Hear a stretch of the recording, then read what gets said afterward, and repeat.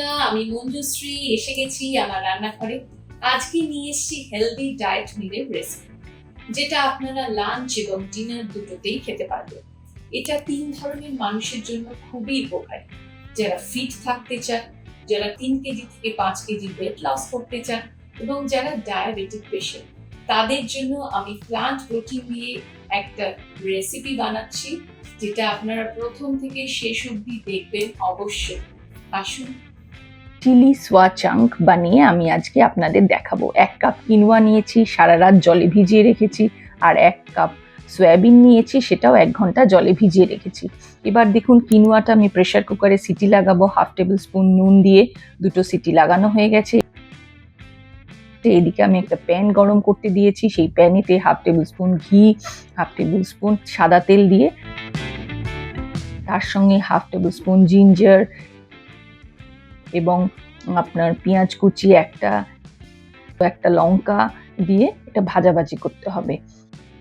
সঙ্গে গাজর কুচি, বিনস কুচি, ক্যাপসিকাম কুচি, যেরকম ভেজিটেবলস আপনারা পছন্দ করবেন পোলাওতে দিতে, সেই রকম ভেজিটেবলস দেবেন ছোট ছোট করে কেটে, দিয়ে ভাজাভাজি করতে হবে। এবং এটা হালকা ভাজতে হবে, খুব বেশি লালচে করে ভাজলে হবে না, যেমন সটে হয় ঠিক সেই রকম। এবং একটু হালকা সাদা তেলও দিয়ে দিতে হবে, এবং দিয়ে মাঝে মাঝে এটা ঢাকা চাপা দিতে হবে।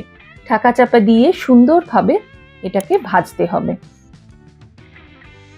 এবার দেখুন, আমি একটু ঢাকা দিলাম, আবার ঢাকা খুললাম, এভাবে হালকা ভাজবো। এবং এরপরে মশলা মেশাতে হবে। মশলাটা কি, ফ্রাইড রাইস বা পোলাওয়ের মশলা বাজারে অনেক রকম পাওয়া যায়, সেটাও দিতে পারেন, অথবা হালকা সল্ট, গোলমরিচ গুঁড়ো আর গরম মশলা পাউডারও দিতে পারেন। আর যে কিনোয়াটা আমি প্রেসার কুকারে বয়েল করেছিলাম জল ঝরিয়ে, সেই কিনোয়াটা এবার এই পোলাওয়ের মশলার সঙ্গে মিশিয়ে দেব। দেখুন, এই কিনোয়া পোলাও 1 কাপ কিনোয়াতে মোটামুটি 3 থেকে 4 জন লোক খেতে পারেন।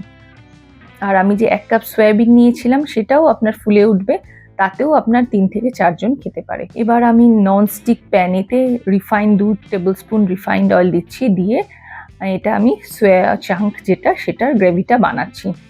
আদা, কিছুটা রসুন, এবং যদি মনে করেন গ্রেট করেও দিতে হবে, যেটা আপনার সুবিধা। রসুন পেস্ট দেবো 1/2 টেবিল স্পুন। এর সঙ্গে কাঁচা লঙ্কা গোটা গোটা লম্বা লম্বা করে চিড়ে, আর একটু পেঁয়াজ ডুমো ডুমো করে কাটা, 2টো গোটা পেঁয়াজ এবং 2টো গোটা টমেটো ডুমো ডুমো করে কেটে রেখেছি, সেগুলো এর সঙ্গে মিশিয়ে দেবো। আর এরপরে আমি দেব কিছুটা বিনস, গাজর, ক্যাপসিকাম, যেগুলো ছোট ছোট করে পোলাওয়ের জন্য কেটে রেখেছিলাম, ঠিক সেগুলোই আমি এবার মিশিয়ে দেব আমার এই চিলি সোয়া চাঙ্কে। এবার এর সঙ্গে হচ্ছে নুন দেব 1/4 টেবিল স্পুন। নুন দিয়ে এটাকে হালকা নাড়ানাড়ি করতে হবে সটের মতন। আর এরপরে আবার যে ভেজিটেবলসগুলো আমি কেটে রেখেছিলাম, সেগুলো সমস্ত মিশিয়ে দিচ্ছি, দিয়ে নাড়ানাড়ি করব, ঢাকা চাপা দিয়ে একটু সেদ্ধ হতে হবে। এবং সয়াবিন, যেগুলো আমি জলে ভিজিয়ে রেখেছিলাম 1 কাপ সয়াবিন, সেটাও আমি এর সঙ্গে মিশিয়ে দিচ্ছি।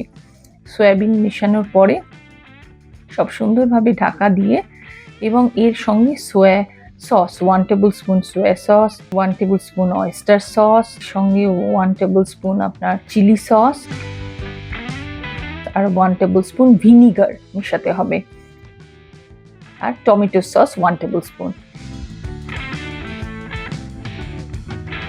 এই সমস্ত সস মিশিয়ে দিলে সুন্দরভাবে আপনার চিলি সয়াবিন চাঙ্ক রেডি হয়ে যাবে। এবার এর সঙ্গে আমাকে মেশাতে হবে আপনার cornflour, 2 table spoon cornflour. Cornflour দেওয়ার কারণ হচ্ছে যে গ্রেভিটা যাতে ঘন হয়, থকথকে হয়।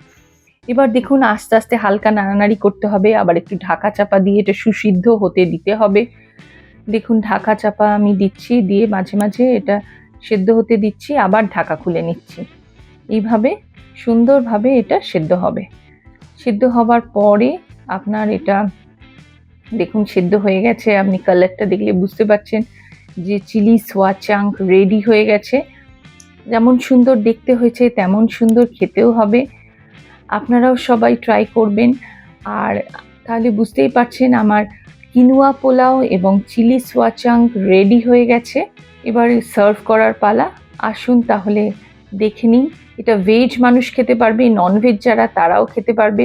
এবং তারা এর সঙ্গে একটা ডিম সেদ্ধ করে একটু গোলমরিচ দিয়ে দিলে আরও দারুণ খেতে লাগবে।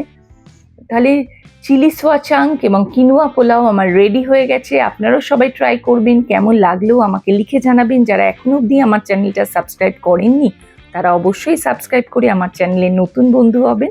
আজকের মতন এটুকুই, ভালো থাকবেন, সুস্থ থাকবেন। Bye, tata, take care.